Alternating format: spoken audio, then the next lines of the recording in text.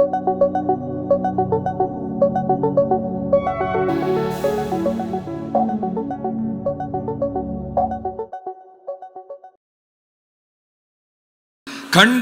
ஏறெடுத்த சகோதரர்கள். ஆதியாகமத்தின் புஸ்தகம் 33வது அதிகாரம் 1வது வசனத்தையும் 5வது வசனத்தின் முதல் வரியையும் பார்க்க போறோம். யாக்கோபு தன் கண்களை ஏறெடுத்து போதும். 5வது வசனம். அவன் தன் கண்களை ஏறெடுத்து போதும். கர்த்தர் நல்லவர். இங்கு 2 பேர் கண்களை ஏறெடுத்ததை நாம் கவனிக்கிறோம். கடந்த சில நாட்களாக கண்களை ஏறெடுங்கள் என்கிற தலைப்பில் நம்ம வசனத்தை தியானித்து வர்றோம். முதலாவதாக 33ஆம் அதிகாரம் 1வது வசனத்தில் யாக்கோபு தன் கண்களை ஏறெடுத்து இதோ ஏசாவும் அவனோடு கூட 400 மனிதரும் வருகிறதை கண்டு. கவனிக்கணும், 20 ஆண்டுகள் பகை. 20 ஆண்டுகளுக்கு முன்பதாக தான் செய்த ஒரு தவறின் நிமித்தமாக தன்னுடைய சகோதரனாகிய ஏசா இவனை பகைத்தான். நமக்கு தெரியும் சம்பவங்கள். மிகுந்த கோபத்தோடு கொன்று போடுவேன் அப்படின்னு தீர்மானம் எடுத்திருந்தான் ஏசா. 20 ஆண்டுகளுக்கு அப்புறம் தன் சொந்த ஊருக்கு தேவ ஆலோசனையின்படி அறிவுறுத்தலின்படி பிரயாணப்படுகிறார். பிரயாணப்படுவதற்கு முன்னால் அவன் செய்த காரியத்தை நான் பின்னால் சொல்ல போறேன். அவன் பிரயாணப்படுகிற வழியில் அவன் பெனியலை கடந்து யாப்போக்கு ஆற்றக்கரையை கடந்து கண்களை ஏறெடுத்து பார்க்கிறான். தூரத்தில் யார் வர்றா? ஏசா வருகிறான். பயந்து போயிட்டான், நொந்து போயிட்டான். அவ்வளோதான். கூட தனியா வரல, 400 பேர் வர்றாப்ல. பயந்து அவசரமா பிள்ளைகளை மனைவி எல்லாம் பிரிச்சு வச்சு அப்படி எப்படியாவது தப்பிடணும் அப்படின்னு ஒரு சூழ்நிலை. அவன் என்ன நினைத்தான்? 400 பேரோட வர்றான்னா மொத்தத்தில் நம்ம குடும்பத்தை என்ன செய்ய போறான்? அழித்து விடுவான் என்று சொல்லுகிற எண்ணம் தான். கண்களை ஏறெடுத்து பார்த்த பொழுது ஏசாவை கண்டான், பயந்து போனான். ஆனா ஏசா கிட்ட வந்த உடனே என்ன நடந்துச்சு தெரியுமா? இவன் பயந்தது போல ஒன்றும் நடக்கவில்லை. ஒரு உண்மையை சொல்ல விரும்புகிறேன். கண்களை ஏறெடுத்து பார்க்கிறவர்களுக்கு அவர்கள் பயப்படுவது போல ஒன்றும் நடக்கப் போவதில்லை. அந்த சூழ்நிலைமையே கர்த்தர் தலைகீழாக மாற்றி விடுவார். இன்றும் நீங்கள் குடும்ப வாழ்வில் சில பிரிவினைகளின் காரியங்களில் பயத்தோடு இருக்கலாம். இப்படி ஆகிவிட்டதே, நம்ம குடும்பம் இப்படி பிரிந்து கிடக்குதே, நம்ம குடும்பத்தில் இப்படி அடிக்கடி பிரிவினை உண்டாகிறதே, இப்படிப்பட்ட சூழ்நிலைகள் இருக்கிறதே என்று பயந்து கொண்டிருக்கலாம். ஆனால் இங்கே பயப்படுகிற காரியம் உங்கள் குடும்ப எல்லைக்குள் நடக்க போவது இல்லவே இல்லை. கர்த்தர் சூழ்நிலைமையை மாற்றப் போகிறார்.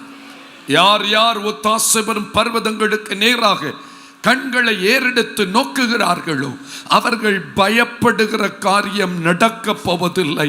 அவர்கள் மகிழக்கூடிய ஒரு முடிவை தேவன் அங்கு ஏற்படுத்த போகிறார். அல்லேலூயா.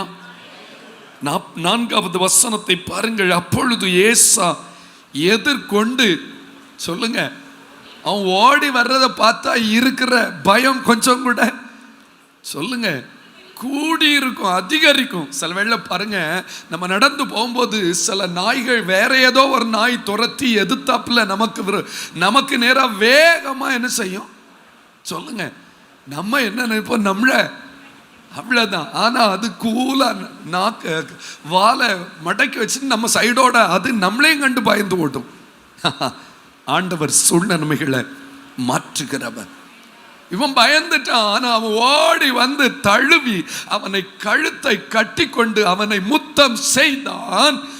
இருவரும் கரங்களை உயர்த்தி சன பொழுதுல சூழ்நிலைமை மாறுகிறது. பகை அங்கு மறைகிறது, பாசம் அங்கு பொங்குகிறது. நீங்களும் நானும் கண்களை ஏறெடுங்கய்யா. கர்த்தருக்கு நேராக கண்களை ஏறெடுத்து பாருங்கள், காரியங்கள் மாறும். குடும்ப எல்லைகளுக்குள் இருக்கிற சில கசப்புகள் எல்லாம் கர்த்தர் வேரோடு பிடுங்கி எரித்து அன்பை பொங்க செய்ய வல்லவராயிருக்கிறார். இதுக்கு காரணம் என்ன தெரியுமா? இதுக்கு முன்னால ஒரு இரவு முழுவதும் யாப்போக்கு ஆற்றங்கரையில தனியா உட்கார்ந்து இந்த மனிதன் ஜெபித்தது தான். ஜெபித்து பாருங்க, குடும்பத்தில் அடிக்கடி வருகிற அந்த பிரிவினையின் ஆவி வேரோடு பிடுங்கப்படும். கணவன் மனைவிக்கு இடையில் அடிக்கடி வருகிற அந்த குழப்பம், கலக்கம், தேவையில்லாத சண்டைகள், பிரச்சனைகள் இயேசுவின் நாமத்தில் வேரோடு பிடுங்கப்படும். அல்லேலூயா, அல்லேலூயா, அல்லேலூயா. கர்த்தருடைய வல்ல நாம மகிமைப்படுவதாக. இன்றைக்கு நான் தீர்க்க தரிசனமா சொல்றேன். ஸ்தோத்திரம். பிரிவினையின் ஆவிகளுக்கு இன்றைக்கு விடை கொடுக்க கர்த்தர் கர்த்தர் நம்மை அழைத்து இருக்கிறார்.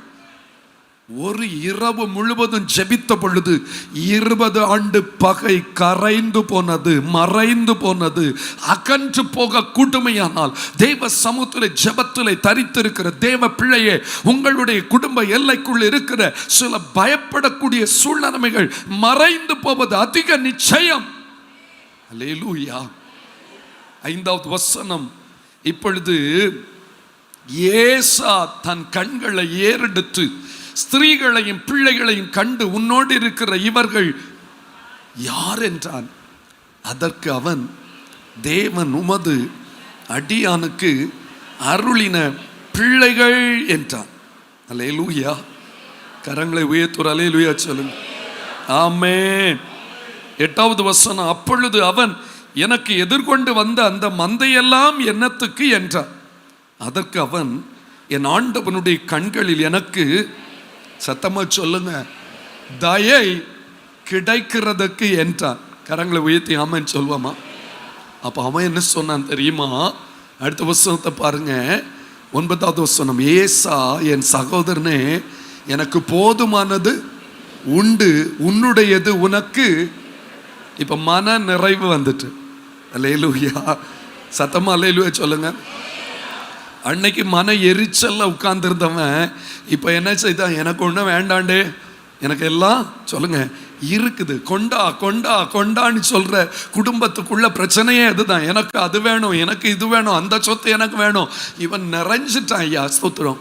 ஒரு இரவு ஜெபம், ஒரு இரவு முழுவதும் கண்களை ஏறெடுத்ததின் விளைவு எவ்வளவு பெரிய மாற்றம் குடும்பத்துக்குள்ளே உண்டானது, சகோதரர்களுக்குள்ளே உண்டானது.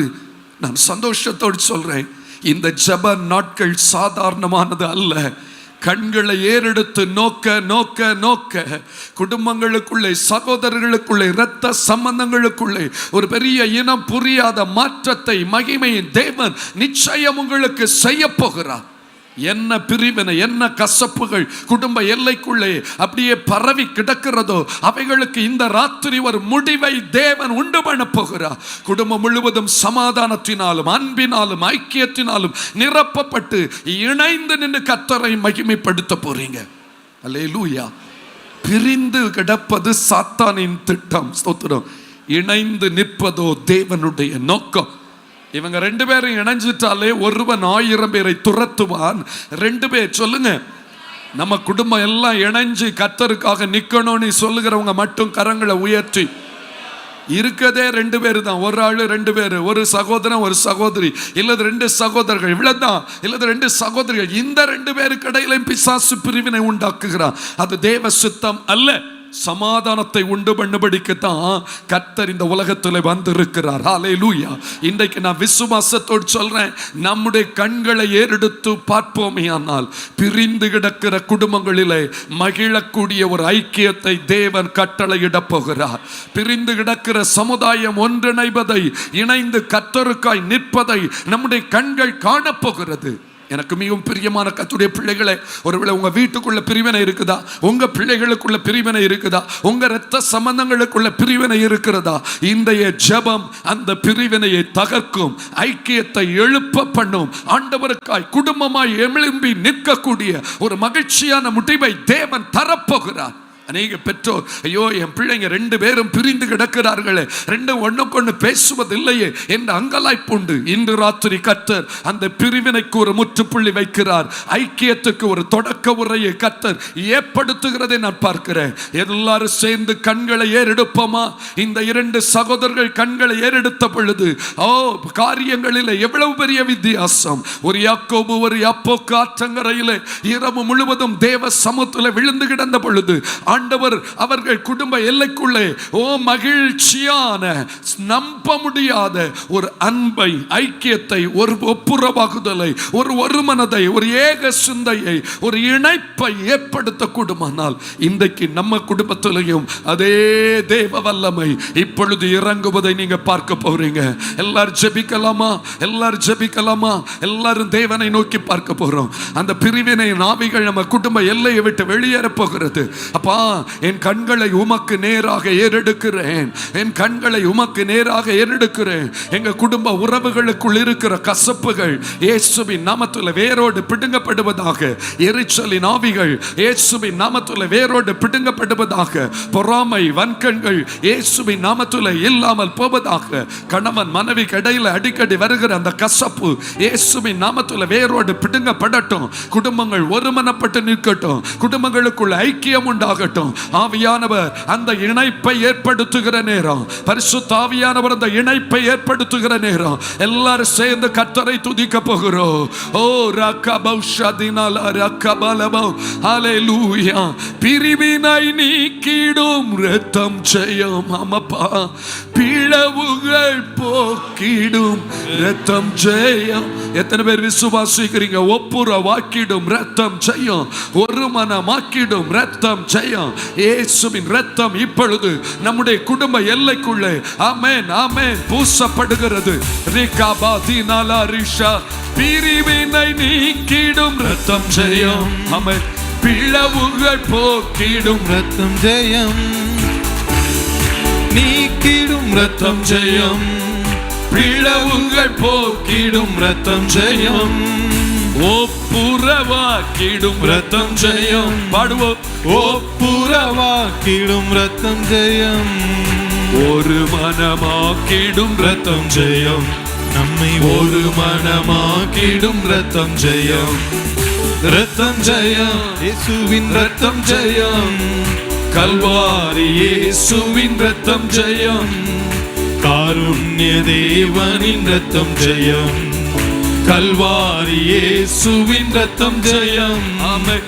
காருண்ய தேவனின் இரத்தம் ஜெயம். எதிரியை துரத்திடும் இரத்தம் ஜெயம்.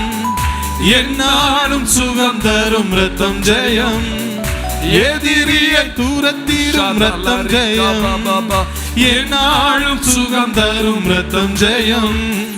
அதிகாரம் தந்திடும் இரத்தம் ஜெயம். ஆமென். அதிகாரம் தந்திடும் இரத்தம் ஜெயம். அதிசயம் அதிசயம் செய்திடும் இரத்தம் ஜெயம். நமக்கு அதிசயம் செய்திடும் இரத்தம் ஜெயம்.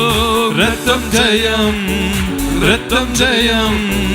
கல்வாரி இயேசுவின் இரத்தம் ஜெயம். காருண்ய தேவனின் இரத்தம் ஜெயம். ஆமென். கல்வாரி இயேசுவின் இரத்தம் ஜெயம். எல்லாரும் கர்த்தரை ஆவியிலே தேவனை ஆராதிக்க போகிறோம். ஒரு 5 நிமிடம் எல்லாரும் அபிஷேகத்தில் அந்நிய பாஷையில கர்த்தரை ஆராதிக்க போகிறோம். தேவ பிள்ளைகள் எல்லாரும் ஒருமித்த கருத்தோடு, ஒருமித்த சிந்தையோடு பரிசுத்த தேவனை எல்லாரும் சத்தமா துதிக்க போகிறோம்.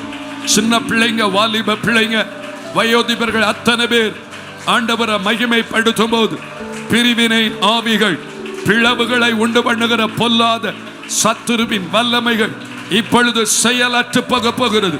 குடும்பங்களை பிரிக்க நினைக்கிற சத்துருவே, இயேசுவின் அதிகாரமுள்ள நாமத்தில் உனக்கு எதிராய் நின்று சபையாய் சேர்ந்து ஜெபிக்கிறோம். தேவ வல்லமை உங்க குடும்பத்தில் அன்பை ஊற்ற போகிறது. ஐக்கியத்தை ஏற்படுத்த போகிறது. ஒப்புரவாக்கப்பட போகிறீங்க. கசப்புகள் வேரோடு பிடுங்கப்பட்டாயிற்று.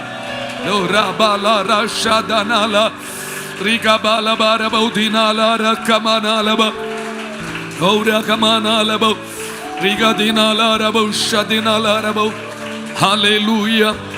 கர்த்தர் நம்மோடு கூட பேசி இருக்கிறார். எத்தனை பேர் அதை விசுவாசிக்கிறீங்க? என்னோடு கர்த்தர் பேசி இருக்கிறார். என் குடும்ப எல்லைக்குள்ள இருக்க அந்த பிரிவினை ஆவிகள் இந்த ராத்திரி வேளையில வெளியேறிவிட்டது. இனி அந்த ஆவிக்கு நம்ம எல்லைக்குள்ள அவகாசம் இல்லவே இல்லை. விசுவாசம் உள்ளவங்க கரங்களை தட்டி ஆண்டவரை துதிக்கலாமா? நன்றி, நன்றி. இந்த 3வது நாள் மாலை வேளையில பரிசுத்த ஆவியானவர் பலமான கிரியைகளை நம் நடுவில் செய்து கொண்டிருக்கிறத உணர்கிற ஜனம் பாக்கியம் உள்ளது. Glory be to Jesus. Glory be to Jesus. ரீகாபாலபா. பரிசுத்தரே, இந்த மாலை வேளையில எங்களுக்கு நல்ல வார்த்தையை தந்தீரப்பா. கண்களை ஏறெடுத்த பொழுது ஆண்டவரே, கசப்புகள் கரைந்து போய்விட்டது, பிரிவினைகள் குறைந்து போயிற்று, ஒப்புரவாகுதல் பெருகிவிட்டது, அன்பு ஐக்கியம் வேறிட பண்ணினீரே. அதே போல இந்த நாட்கள்ல கத்த காரியங்களை செய்ய போறீங்க. குடும்பங்களில் இன்றைக்கு ஒரு வித்தியாசத்தை காண்பிக்கிறீங்க. அதற்காய் ஸ்தோத்திரம். கடந்து செல்கிறார் கத்து முன் சொல்லும் ஐக்கியத்தை ஏற்படுத்தி அன்பை பெருக செய்கிற இயேசுவின் நாமத்தில் ஜெபிக்கிறோம். ஜெபம் கேளும் ஜீவனுள்ள நல்ல பிதாவே. ஆசீர்வாதம் கர்த்தரும் உலக இரட்சகருமாய் இயேசு கிறிஸ்துவின் கிருபையும் பிதாவாகிய தேவனுடைய அன்பும் பரிசுத்த ஆவியானுடைய அந்யோன்ய ஐக்கியமும் நம்ம அனைவரோடு மீண்டும் என்னும் சதா காலங்களிலும் இயேசுவின் வருக பரியந்தம் நிறைந்தும் நிலைத்தும் இருப்பதாக. சேர்ந்து சொல்வோமா? என் ஆத்துமாவே கர்த்தரை ஸ்தோத்திரி, பரிசுத்த நாமத்தை ஸ்தோத்திரி. என் ஆத்துமாவே கர்த்தரை ஸ்தோத்திரி, அவர் சகலம். ஆமென். ஹல்லேலூயா, ஹல்லேலூயா, ஹல்லேலூயா.